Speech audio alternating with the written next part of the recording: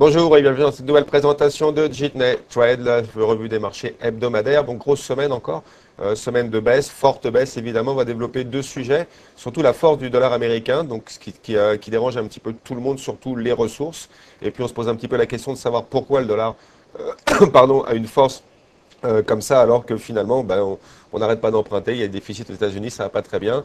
Et puis, on va voir où vont les cibles, où sont les cibles majeures, la dégradation des configurations du Nasdaq sur le moyen terme et du TSX. Donc, on va commencer tout de suite par parler de la force du dollar américain qui change la donne et qui change en tout cas nos supports et aussi les objectifs sur les ressources. Donc, on va voir ça immédiatement. On se rappelle bien de cette résistance sur l'écran de 80 sur le dollar index, qui va équivaler à peu près à 1,40 sur l'euro. On voit qu'elle est en train d'être attaquée à la hausse. C'est assez fort puisqu'on voit en plus sur l'indicateur de force en bas de l'écran qu'on a pris une petite pause pour repartir de plus belle, reprendre de la force. C'est ce qui se passe à l'heure actuelle.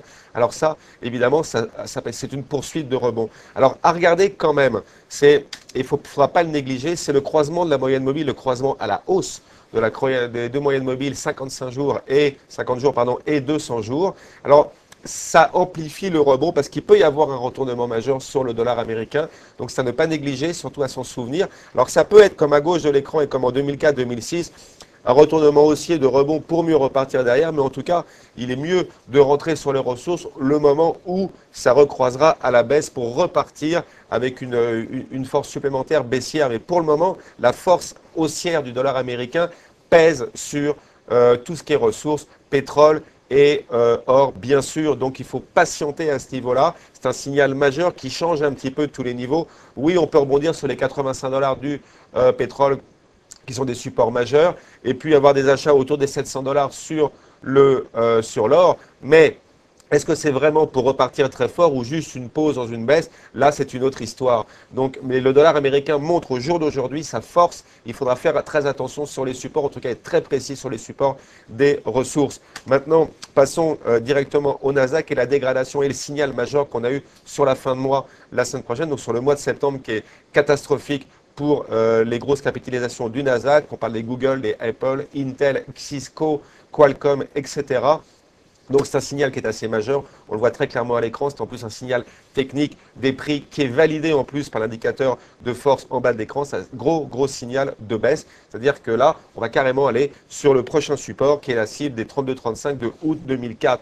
Alors la question est de savoir comment on y va, est-ce qu'on y va directement ou est-ce qu'on se pose un petit peu 3 à 6 mois avant d'y aller? Je pense qu'on va se poser 3 à 6 mois avant d'y aller.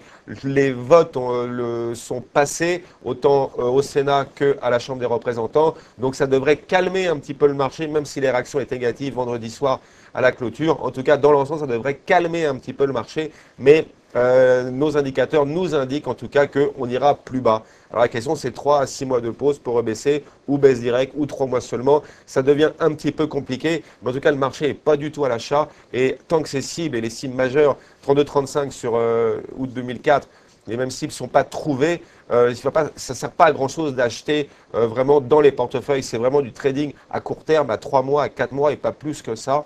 Et en ayant en plus des points très précis avec une gestion du risque aussi assez importante. Donc voilà, je pense qu'on va aller vraiment à 32,35 sur le Nasdaq et sur les Qs du Nasdaq. Et avant ça, on ne peut pas faire d'achat majeur avant ça. Le marché est baissier et il va rester même baissier. Et même avec une pause, il va rester encore baissier. On va passer au TSX immédiatement. Alors, on avait des supports à 17,50 sur le XIU et à 12 000 sur le TSX. On se rappelle, alors ces supports étaient assez simples. C'est les anciens supports techniques. Et en plus, c'était un tiers de retracement de toute la hausse, de tout le cycle haussier d'octobre 2002 à juin 2008. Donc, ces niveaux qu'on a pu, on s'est arrêté très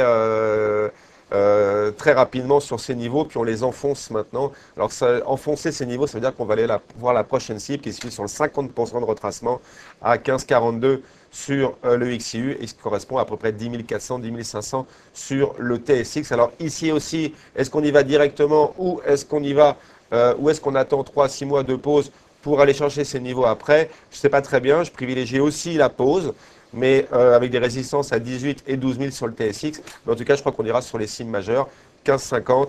10 400 sur le TSI, je pense que c'est des grosses cibles où là on pourrait évidemment se poser des questions. Alors l'important c'est de savoir les ressources, c'est pesant comme ça ne peut être qu'une petite accalmie sur les ressources ou même sur les banques pour aller plus bas derrière. En tout cas les signaux sont très mauvais cette semaine, même avec le vote qui est passé, qui ne peut être qu'une accalmie dans une baisse et pas un retournement majeur. Donc à retenir pour la semaine prochaine, donc oui c'est ça, donc les cibles à 15,50 et 10 400. À retenir pour la semaine prochaine, la force du dollar américain. Donc patience sur les ressources. Vous ne commettez pas complètement sur les ressources, uniquement sur des petits rebonds court terme. Et puis les cibles majeures ne sont pas atteintes sur le Nasdaq, ni sur le TSX, ni sur le S&P qu'on verra la semaine prochaine. Donc ce n'est pas la peine de se précipiter non plus de ce côté-là. Le marché est baissier et il reste encore baissier. Regardez sur les chiffres, l'immobilier et l'emploi au Canada, les balances commerciales américaine et canadienne, et puis le début de la saison des résultats qui ne devrait pas être super, vous vous en doutez bien. Je vous souhaite une très bonne semaine et à la semaine prochaine. Bye.